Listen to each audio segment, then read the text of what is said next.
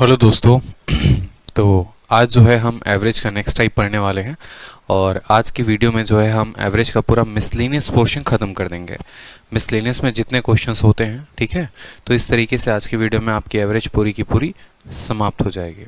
चलिए, तो पहला क्वेश्चन देखते हैं एवरेज का। मिसलेनियस का पहला क्वेश्चन है आपके शीट का क्वेश्चन नंबर 149। सवाल देखिए, बोला गया है एक व्यक्ति है जो ऑफिस जाता है 60 किलोमीटर प्रति घंटे की रफ्तार से, ठीक है, कार से, और वापस आता है वो 30 किलोमीटर प्रति घंटे की रफ्तार से कार से।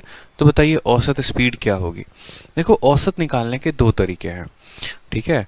एक जो हमारा हो गया वो तो बचपन में हम फॉर्मूला पढ़ते थे कि अगर हम एस के स्पीड से गए, ठीक है, और एस के स्पीड से आए, ठीक है, और अगर ये डिस्टेंस जो है वो समान हुई, जैसे मान लो होता क्या है कि आपका यहाँ पर ये आपका घर हो गया प्यारा सा, और ये आपका यहाँ पर स्कूल हो गया, ठीक है। दोनों के बीच की जो दूरी है ना वो समान है। अगर दोनों के बीच की दूरी समान है तो हम इनका औसत कैसे निकालेंगे। तो आपको पता, देखो हमेशा याद रखना, एवरेज स्पीड बराबर क्या होता है। एवरेज स्पीड बराबर होता है total distance upon total time, ठीक है, total distance upon total time. ये मैं आपको बेसिक बता रहा हूँ और इसके बाद एक लाइन का भी मेथड बताऊंगा कि टफ से टफ सवालों को भी आप काफ़ी आसानी से बता पाएंगे। तो total distance upon total time, यहाँ से मान लेते हैं कि दूरी d है, तो टोटल डिस्टेंस d गया और d आया, यानी टोटल डिस्टेंस कितनी हो गई, तो 2d हो गई, ठीक है। और टाइम का मतलब क्या होता है, टाइम का मतलब हो गया टाइम बराबर डिस्टेंस अपॉन स्पीड, यानी d डिस्टेंस गया s1 स्पीड के साथ और यहाँ पर जो है d डिस्टेंस गया s2 स्पीड के साथ।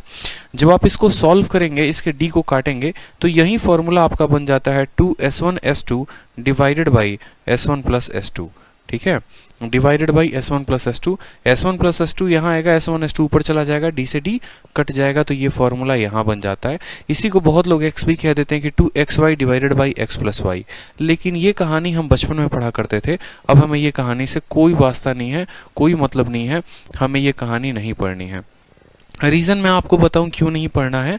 तो आपके पेपर में जैसे मानो ऐसा क्वेश्चन टफ बनाकर आ सकता है कि मान लीजिए कि आपका एक पार्क है, ऐसे क्वेश्चन आपको दे दिया जाएगा, ठीक है, कि ये आपका एक पार्क है और ये जो है एक स्क्वायर के फॉर्म में पार्क है। सभी की जो दूरी है वो मान लीजिए कि 70 किलोमीटर का पार्क है ये, ठीक है, या ऐसे समझ लीजिए कि 70 मीटर का ये पार्क है, या 70 ना कह के कोई बढ़िया डेटा देते हैं, 78.69 मीटर का ये पार्क है। इसकी एक साइड जो है वो 78.69 मीटर की है, ठीक है। आप यहाँ पर 10 किलोमीटर प्रति घंटे की रफ्तार से जाते हैं, दूसरी साइड जो है वो 20 की रफ्तार से जाते हैं, ठीक है, तीसरी साइड जो है आप 30 की रफ्तार से जाते हैं, और चौथी साइड आप 40 किलोमीटर प्रति घंटे की रफ्तार से जाते हैं, ठीक है। और तब आपसे बोलेगा कि बताइए जो आपकी औसत गति है वो आपकी कितनी होगी, ठीक है। दूरी आपको इतनी दे दी, 10 किलोमीटर, 20 किलोमीटर, 30 किलोमीटर, 40 किलोमीटर, तब आपसे औसत गति पूछेगा। अब ऐसे केस में आपने तो कोई फॉर्मूला पढ़ा ही नहीं है। दो के केस में याद कोई स्टूडेंट कर लेता है, क्या कर लेता है, 2xy upon x plus Y. तीन अलग अलग गति दी जाती है तो वो भी याद कर लेता है, 3xyz divided by xy plus yz plus zx। दुनिया के हर छोटी बड़ी किताब में ये दो चीज़ें मिल जाती हैं, लेकिन क्या आपको इसका सॉल्यूशन मिलेगा। स्क्वायर का मिल भी गया तो कल के दिन अगर आपका पेंटागन या हेक्सागन पे क्वेश्चन दे दे कि एक पार्क ऐसा है, ठीक है, या ये 6 शहर हैं, पहले शहर से दूसरे शहर 30 की रफ्तार से, दूसरे से तीसरे 40 की रफ्तार से, इस तरीके से कर करके जो है आपको क्वेश्चन बढ़िया बनाकर दिया जा सकता है। तो आप औसत गति कैसे निकालेंगे। आपको कुछ नहीं करना, आपको सिंपल एक बात का ध्यान रखना है कि यार एवरेज स्पीड का मतलब मेरा बस इतना समझ लो, ठीक है। मुझे क्या करना है, सभी स्पीड को लेना है। आपको यहाँ पर स्पीड को लिखो, यहाँ पर 10 हो गया, यहाँ पर स्पीड लिखो 20 हो गया, यहाँ 30 हो गया और यहाँ 40 हो गया। एकदम टाइम एंड वर्क वाला कंसेप्ट लगाना है आपको, और कुछ नहीं करना, टाइम एंड वर्क का कंसेप्ट होना चाहिए। तो टाइम एंड वर्क के कंसेप्ट में क्या होता था कि यहाँ पर हम सभी का क्या लेते थे, एलसीएम लेते थे 40, 10 का 4 गुना, 20 का 2 गुना, ठीक है। इन सब का एलसीएम 40 नहीं 120 लेंगे हम यहाँ पर, ठीक है। 10 20 30 40 का एलसीएम कितना हो गया, 120। 10 से 12 बार में, ठीक है। 20 से कितनी बार में, यहाँ पर 20 से हमारा 6 बार में, 30 से 4 बार में, और 40 से 3 बार में। ये जो होता है जनाब, आपको नोट करना है कि ये आप लिखते जो हैं वो क्या लिखते हैं, ये आपकी स्पीड होती है, ठीक है। यहाँ पर जो वैल्यू आप नोट करते हैं ये वैल्यू आपकी टाइम आती है, ठीक है, और ये जो वैल्यू होती है ये आपकी डिस्टेंस होती है, ठीक है, ये आपकी वैल्यू कितनी होती है, ये आपकी डिस्टेंस होती है। तो जो एवरेज स्पीड का कंसेप्ट होता है वो क्या होता है, एवरेज स्पीड का जो कंसेप्ट होगा वो होगा टोटल डिस्टेंस, टोटल दूरी तय की वो कितनी की, 120 120 120 120, यानी 120 का 4 गुना, 4 साइड है तो 4 गुना, और टोटल टाइम कितना लिया, तो 6 और 4 10, 10 और 12 22, 22 और 3 कितना ले लिया, 25 ले लिया। 5 से काटो तो 5 बार में जाएगा, 5 से काटो तो 24 बार में जाएगा। ठीक है, 96/5 हो जाएगा आपका स्पीड, यानी ऐसे भी कह सकते हो 19.2 किलोमीटर प्रति घंटा। ये जो है मेरी औसत गति है 19.2। ठीक है, 19.2 जो है हमारी औसत गति आ जाएगी। अब नो मैटर आपका डिस्टेंस वो 78.69 दे रहे हैं या 10 किलोमीटर दे रहे हैं या 5000 किलोमीटर दे रहे हैं, आपकी दूरी पर ये सवाल डिपेंड ही नहीं करती है। बिना दूरी का पता लगाए भी जो है आप यहाँ पर औसत गति निकाल सकते हैं। करना कुछ नहीं है, सभी स्पीड को रखना है, उनका एक एलसीएम लेना है, आपका टाइम आ जाएगा। टोटल डिस्टेंस के लिए हमेशा ध्यान रखना गुना करना है, ये कभी टोटल डिस्टेंस नहीं होता, ये एक साइड होती है 120। ऐसे आपको टोटल 4 राउंड लगाने हैं, 1 round 2 round 3 round 4 round 4 round लगाएं। ऐसा हम करते क्यों हैं, इसीलिए ताकि जो हमारा टाइम है वो ऐसी संख्या हो जाए जो कि कट जाए। नहीं तो अगर आप ऐसा नहीं करेंगे तो आप यहाँ से टाइम निकालते निकालते जीवन बर्बाद हो जाएगा और आप सवाल को हल नहीं कर पाएंगे। ठीक है, तो यहाँ पर भी सेम तरीके से बोला गया, या तो आप फॉर्मूला लगा लीजिए 2xy/x + y, और नहीं तो आप एलसीएम मेथड से ले लीजिए। दोनों हम आपको बता देते हैं इस सवाल के लिए। अगर आप फॉर्मूले के ऊपर हैं तो आप फॉर्मूले से भी देखिए, तो फॉर्मूला हो जाएगा आपका हमेशा एवरेज बराबर, ठीक है, कितना होगा 2 × 60 × 30 × 60 + 30 कितना हो जाएगा 90। ठीक है, 30 से काटेंगे तो 3 बार में कटेगा, 3 से काटेंगे तो 20 बार में कटेगा। औसत गति हमारी आ गई 40 की। ठीक है, और अगर हम एलसीएम मेथड से करते हैं तो हम एलसीएम मेथड से भी कर पाएंगे कि हमारी स्पीड है 30 की, दूसरी स्पीड है 60 की, दोनों का हमने लिया तो 60 आ गया, 30 का 2 गुना 60 का 1 गुना। टोटल डिस्टेंस जो हो गया, देखो एवरेज निकालने का टोटल डिस्टेंस 60 जाने का 60 आने का, यानी 120 और बटे में कितना है 3 है, तो 120/3 कितना आ जाएगा 40 आ जाएगा। ऑप्शन नंबर सी का होना प्यार है बिल्कुल। ठीक है, कोई दिक्कत की बात यहाँ पर, टोटल डिस्टेंस क्या हो गया 60 का 2 गुना और टोटल टाइम हो गया हमारा 3, तो हम किसी भी तरीके से निकाल सकते हैं, कोई दिक्कत की बात नहीं है। ठीक है, चलिए अगला सवाल देखिए। यहाँ पर क्वेश्चन बोला गया है, एक व्यक्ति जो है वो 15 किलोमीटर 5 किलोमीटर प्रति घंटे की रफ्तार से चलता है, 12 किलोमीटर 6 किलोमीटर प्रति घंटे की रफ्तार से चलता है और 16 किलोमीटर 4 किलोमीटर प्रति घंटे की रफ्तार से चलता है। बताइए उसकी औसत गति क्या होगी। देखो कोई दिक्कत नहीं है, सेम तरीके से हमें औसत गति निकालना है तो एवरेज स्पीड का फंडामेंटल एक ही होता है भैया। देखो एवरेज स्पीड बराबर टोटल डिस्टेंस, जितना आप दूरी तय करेंगे और जितना आप समय लेंगे, जितना दूरी तय करेंगे और जितना आप वक्त लेंगे उस दूरी को तय करने में, ये होता है आपका। तो अगर आप टोटल डिस्टेंस की बात करेंगे तो आपने दूरी कितनी तय की है, यहाँ पे 15 किलोमीटर यहाँ तय किया है आपने, 16 किलोमीटर यहाँ पर तय किया है आपने, और इसके अलावा 12 किलोमीटर यहाँ पर तय किया है। तो 15 और 12 हो गए आपके 27 किलोमीटर, 27 10 37 और 37 और 6 43 किलोमीटर आपने टोटल दूरी तय की है। ठीक है, और जो टाइम लगा है वो देख लीजिए कितना लगा है। ठीक है, तो टाइम बराबर होता है डिस्टेंस अपॉन स्पीड, यानी डिस्टेंस जब 15 किया था तो स्पीड आपकी 5 थी, डिस्टेंस जब 12 किया था तो स्पीड आपकी 6 थी, और डिस्टेंस जब आपने 16 किया था तो स्पीड आपकी 4 थी। तभी तो 16 12 28 और 15 43 हो गया। तो यहाँ से आप काटेंगे तो 3 आएगा। ठीक है, 6 से काटेंगे तो 2 आएगा, 4 से काटेंगे तो 4 आएगा, यानी हम लिख सकते हैं 43/4 3 7 2 9। ठीक है, 43/9, 9 चौके 36, 7/9 हमारा कौन सा ऑप्शन है, 4 सही 7/9 kilometre per hour. Option number C का होना प्यार है बिल्कुल, कोई दिक्कत की बात है यहाँ पे। ठीक है, चलिए अगला क्वेश्चन भी देखिए। यहाँ पर अब कुछ इस तरीके के क्वेश्चंस होंगे तो इनको कैसे हल करेंगे वो भी देखते हैं। सवाल में बोला गया है 2 कक्षा का औसत जो है m और n का 25 और 40 है, ओवरऑल इनका जो औसत है वो 30 है, तो m और n का रेशियो बताओ। अब एवरेज के कंसेप्ट में आपको एलिगेशन जो है वो भी मिक्स किया जा सकता है। देखो एवरेज एक ऐसा टॉपिक है जिससे बहुत सारे क्वेश्चंस बनते हैं अलग अलग चैप्टर के। आप एवरेज से टाइम स्पीड डिस्टेंस के भी क्वेश्चन बना सकते हो, आप एवरेज से जो है वो मिक्सचर के क्वेश्चंस भी बना सकते हो। ये जो क्वेश्चन है ये क्वेश्चन तो है एवरेज का, लेकिन बनेगा हमारा एलिगेशन के मेथड से। ठीक है, बनेगा हमारा एलिगेशन के मेथड से। जैसे हमें पता है कि दो कक्षाओं का औसत 25 और 40 है, तो हमें पता है एलिगेशन में एक कक्षा का औसत 25 यहाँ रखा, दूसरी का हमने 40 रखा, और इन दोनों का जो औसत होता है वो हमेशा बीच में लिखा जाता है 30। इस बात को याद रखेंगे।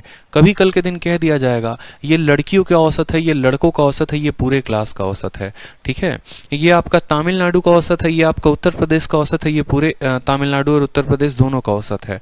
मतलब बीच में हमेशा वो संख्या रखी जाती है जो इन दोनों से मिलकर बनी होती है, इसीलिए इसका जो मान होता है वो एक से बड़ा होता है और दूसरे से छोटा होता है। एलिगेशन में हम यही पढ़ते हैं। इनका हम रेशियो जब निकालते हैं तो देखो रेशियो में वैल्यू कैसे आती है। जो बड़ा वाला है उसको 30 से घटाओ, 40 से 30 को घटाओगे कितना आएगा, 10 आएगा। और 30 और 25 में कौन बड़ा है, 30 बड़ा है, तो 30 से 25 को घटाओ, 30 माइनस 25 कितना हो जाएगा, 5 हो जाएगा। रेशियो आप काट के देखिए तो किस रेशियो में आए हैं, 2:1 में आए हैं। तो यहाँ पर बोला जाएगा m और n, m की डेटा कौन सा था, m का डेटा हमारा ये था, और n का डेटा कौन सा था, n का डेटा ये था। जब भी आप दो कक्षाओं के जो है एवरेज को कंसिडर करेंगे तो आपके उनके नंबर का रेशियो मिलेगा, यानी 2:1 जो होगा वो आंसर होगा। ऐसा क्यों होता है, देखो जब आप एवरेज को लिखते हो तो एवरेज का मतलब होता है total student upon total number, ठीक है। और कभी भी एलिगेशन में जब हम एलिगेशन लगाते हैं तो नीचे उन्हीं संख्याओं का रेशियो आता है जो बट्टे में होते हैं यहाँ पर। यही कारण है कि जब आप कॉस्ट प्राइस में एलिगेशन लगाते हो तो कॉस्ट प्राइस जैसे लिखते हैं 2 रुपये प्रति किलो, मान लो 2 रुपये पर केजी, ठीक है, कि कोई भी जैसे मान लो ये मार्कर है, ठीक है, या फिर चीनी लेकर आते हो 40 रुपए किलो, तो जो किसके रेस्पेक्ट में कहा जाता है, किलो के, इसलिए यहाँ पर क्वांटिटी का जो है वो रेशियो आता है। आप प्रॉफिट परसेंट की बात करते हो तो प्रॉफिट परसेंट क्या होता है, प्रॉफिट अपॉन सीपी होता है। ये किसकी तुलना में है, सीपी की तुलना में है, इसीलिए जब प्रॉफिट परसेंट या प्रॉफिट या लॉस परसेंट जो भी लिखते हैं तो यहाँ सीपी का रेशियो आता है। तो एलिगेशन में भी ये बात हमें समझने की जरूरत है कि ऊपर हम किसको लिखते हैं और हमारा रेशियो किसका आता है। हमेशा रेशियो उस वैल्यू का आएगा जिसके तुलना में बात कही जाती है, ठीक है। चलिए अगला सवाल देखिए। अगला सवाल में बोला गया है एक कक्षा में 60 बच्चे हैं, 40% जो हैं वो लड़कियां हैं, ठीक है। पूरी कक्षा का औसत 59.2 है और लड़कियों का औसत 55 है, तो बताओ लड़कों का औसत क्या होगा। देखो लड़कियों का औसत सबसे पहले लिख लो, यहाँ ये गर्ल्स हो गई हमारी, यहाँ हमारे बॉयज़ हो गए। लड़कियों का औसत सवाल में कितना कहा गया है, तो लड़कियों का औसत सवाल में बोला गया है, ठीक है, 60 स्टूडेंट हैं, 40% लड़के हैं, average weight of the whole class is इतना, एवरेज वेट ऑफ गर्ल्स। लड़कियों का औसत 55 बोला गया है, लड़कों का औसत पता नहीं है। पूरी कक्षा का जो औसत है वो है 59.2, ठीक है, पूरी कक्षा का औसत 59.2। ये 60 स्टूडेंट से हमें कोई मतलब नहीं है, ये फालतू का सवाल है, हमें इसको जानना भी नहीं है। बस हमें ये देखना है यहाँ पर कि जो इनका नंबर है, लड़कियों और लड़के जो हैं वो कितने नंबर में, इनका अनुपात क्या है, इनका नंबर क्या है, ठीक है। तो आपने कहा सर 40% लड़कियां हैं, 40% का मतलब 2/5 होता है, यानी लड़कियां 2 हैं तो लड़के कितने हैं, 3 हैं, ठीक है। इस वजह से यहाँ पर इस 60 स्टूडेंट की कोई आवश्यकता नहीं होती कि ये क्या कहना चाहता है और क्या नहीं, बस हमें ये देखना है कि लड़के और लड़कियां किस अनुपात में हैं। अब एलिगेशन में देखो ये जो बीच वाला वैल्यू होता है ना, इस बीच वाले वैल्यू को निकालने के 2 तरीके हैं। एक तो आप डिफरेंस मेथड से निकाल लो और दूसरा जो मैं आपको तरीका बता रहा हूँ वो निकाल लो। 59.2 जो वैल्यू होती है ये हमेशा आपको याद रखना है कि ये 59.2 बराबर 55 × 2, साइड में इनको गुना करिए, फिर इनको गुना करिए और उनको जोड़ दीजिए। 55 को 2 के साथ गुना करो, 55 को 2 के साथ गुना करो आप, फिर उसके बाद x को 3 के साथ गुना करो और इसको भाग करना होता है 2 + 3 के साथ, ठीक है, इसको भाग करना होता है 2 + 3 के साथ। ये स्ट्रक्चर हमेशा ध्यान रखिएगा। होता तो एक डिफरेंस मेथड भी है कि हमने यहाँ पर देखा 4.2 आया, 3 का मान 4.2, 2 का मान इतना घटाना, बट वो ज़्यादा कन्फ्यूजन क्रिएट करता है और वो हमें ध्यान नहीं रखना है, ठीक है। बहुत रेयर केसेस में ही वो काम में आते हैं, नहीं तो नहीं आते हैं। तो यहाँ पर हमें ध्यान रखना है बीच वाली वैल्यू हमेशा बराबर होगी 55 × 2 जमा x × 3 डिवाइडेड बाई 2 + 3। कोई दिक्कत की बात है यहाँ पे? तो 55 का देखो यहाँ पर 2 + 3 5 होगा, इसको मुझे 5 के साथ गुना करना है, ठीक है, 5 के साथ गुना करना है तो ये हो जाएगा 5 का आपको गुना करो, 2 + 3 यहाँ से गुना करोगे, ठीक है, तो 2 दूनी 4, 9 दूनी 18 और 5 दूनी 10, ठीक है।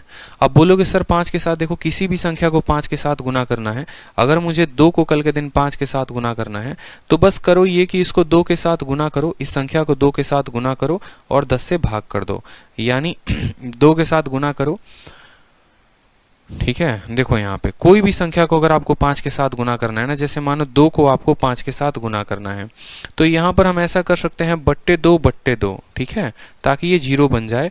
और यहाँ पर जब आप 5 के साथ गुना करने का मतलब हो गया कि उस संख्या का 2 गुना करेंगे, उस संख्या को जो है 2 से भाग करके 0 लगा देंगे और कुछ नहीं करेंगे। देखो किसी भी संख्या को 2 से गुना करना है तो क्या होगा, जैसे मानो 241 है और 241 को मुझे 5 के साथ गुना करना है, तो आप इसको ऐसे भी लिख सकते हो कि इसको 2/2।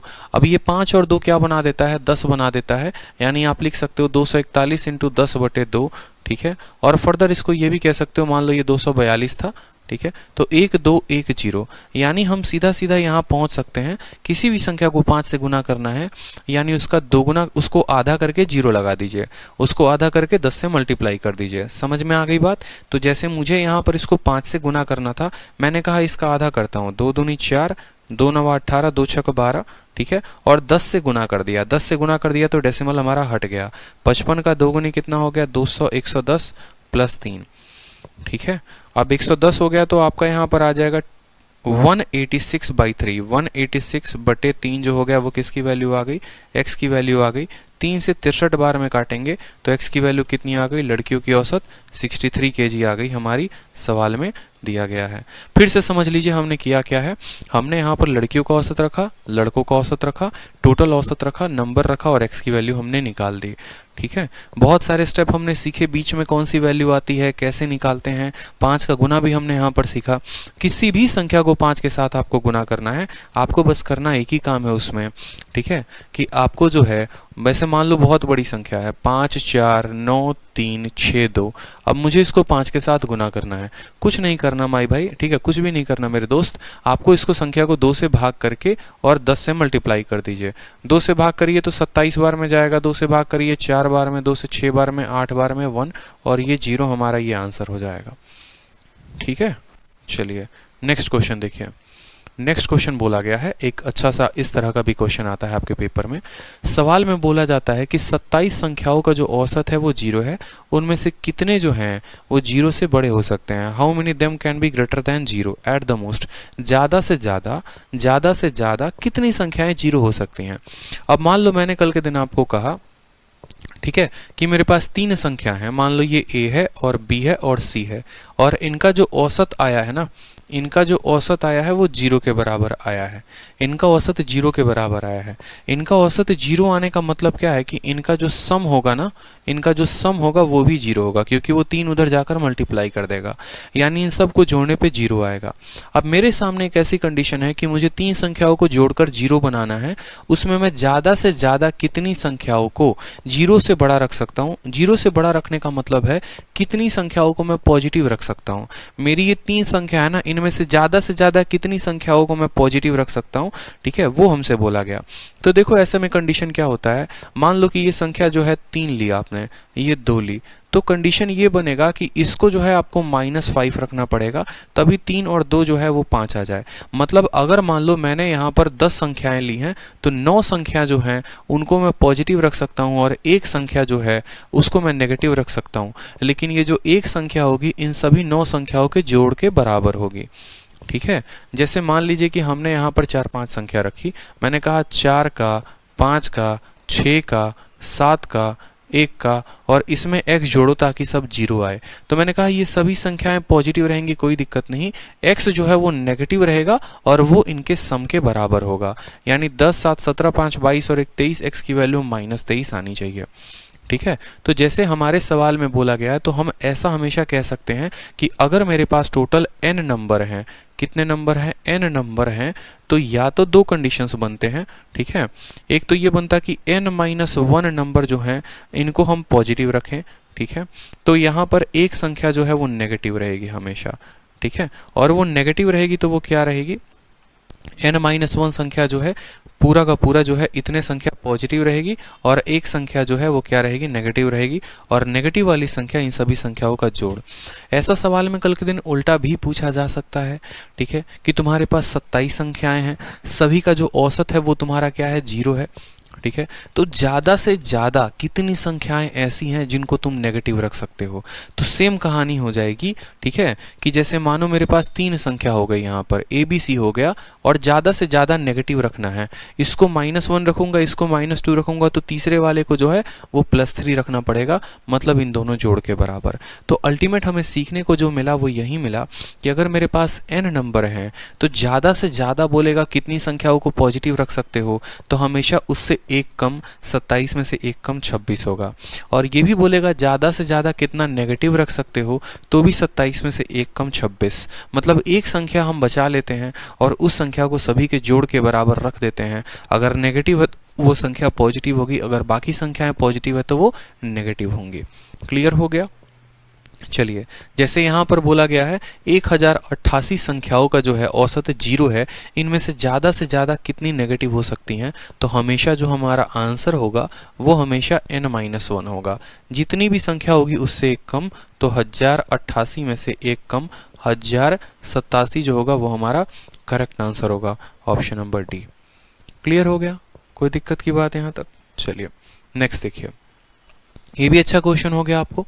बोला जाता है the average of 9 2 digit number is decreased bye 6, ठीक है, when the digit of one of the 2 digit number is interchange, find the difference between the digit of that number. काफ़ी अच्छा क्वेश्चन पूछा जाता है, इस तरीके से भी CHSL में पूछा गया सवाल है, ठीक है। और एवरेज के अपने नए नए तरह के कंसेप्ट को आपको ये डिफाइन करता है। कैसे बनाएंगे आप देखिए, बोला गया है दो डिजिट की कितनी संख्याएं हैं? 9 संख्याएं हैं। 2 डिजिट की 9 संख्याएं हैं और उनका औसत 6 से कम हो जाता है जब digit of one of the 2 digit number is interchange. जैसे मानो मैंने आपको कहा मेरे पास 2 डिजिट की 9 संख्याएं, हो सकता है 21 हो, 53 हो, इस तरीके से करते करते टोटल मेरे पास 9 नंबर्स हैं, 9 नंबर हैं। जैसे हो सकता है अगर मैंने गिनती शुरू की तो मानो 21 से, 22 से, इस तरीके से करते करते 30 तक मैंने गिनती लेके चला गया। कोई दिक्कत की बात नहीं है। 30 तक तो नहीं जाएगा, मानो यहाँ पर 29 तक जाएगा और फिर मैंने एक 31 ले लिया, क्योंकि 30 को जब पलटेंगे तो वो 2 डिजिट नंबर नहीं रहेगा। Average of 9 2 digit number are decrease, इसका जो औसत है ना वो डिक्रीज हो जाता है कितने से? 6 से, जब हम किसी एक संख्या का when digit of one of the 2 digit number is interchange कर दें, हम उसके डिजिट को बदल दें। हमेशा अब एक बात ध्यान रखना, एक 2 डिजिट की संख्या है आपकी xy, तो जब आप इसको लिखते हैं तो बोलते हैं कि सर ये 10x प्लस y होता है, ठीक है। और जब आप इसको इंटरचेंज कर देते हैं तो ये xy की जगह yx बन जाता है, और yx को लिखने के लिए आप क्या लिखते हैं? 10y प्लस x लिखते हैं। तो इनके चलते जो हमेशा अंतर आता है वो होता है 9 इंटू एक्स माइनस वाई। इनके चलते कभी भी जो अंतर आता है वो आता है 9 इंटू एक्स माइनस वाई। अगर मैं इनका अंतर देखूँ, 10y में से एक y गया 9y, ठीक है, और 10x में से इतना गया तो 9 इंटू एक्स माइनस वाई। यानी कभी भी हम ऐसा कह सकते हैं, कोई भी 2 डिजिट की संख्या को इंटरचेंज करेंगे तो उनका जो डिफरेंस होता है वो 9 का मल्टीपल होता है। सवाल में बोला गया है कि 9 संख्याएं हमने ली हैं और जो उनका औसत है वो 6 से कम हो गया है, उनका औसत 6 से कम हो गया है। यानी अगर हम प्रत्येक संख्या पर 6 की कमी हुई है तो 9 संख्याओं पर 54 की कमी हुई होगी। तो आप बोलेंगे सर किसी एक संख्या को बदलने के चलते उसका जो अंतर आता है वो बराबर होगा सर 54 के। वो बराबर होगा कितना? 54 के। वो बराबर होगा कितना? 54 के। तो सर वो संख्याओं के बीच का जो अंतर आएगा वो कितना आएगा? x माइनस वाई बराबर 6। बात खत्म, कोई दिक्कत की बात नहीं। 1 सेकंड का आंसर था, लिख सकते हैं। एक संख्या के बदलने के चलते जो डिफरेंस होता है 9 इंटू एक्स माइनस वाई, हमने तो यहाँ पर कुल मिलाकर 9 संख्याएं बदली हैं। अगर हमें एक लाइन में लिखना होता तो हम सीधा क्या बोलेंगे कि देखो प्रत्येक संख्या के बदलने के चलते 9 इंटू एक्स माइनस वाई होता है, और टोटल यहाँ पर बदलाव कितने का आया है? औसत में 6 का बदलाव है और संख्या हमारे पास 9 है, यानी 9 संख्याओं में 6 का बदलाव आया है। 9 से 9 खत्म, एक्स माइनस वाई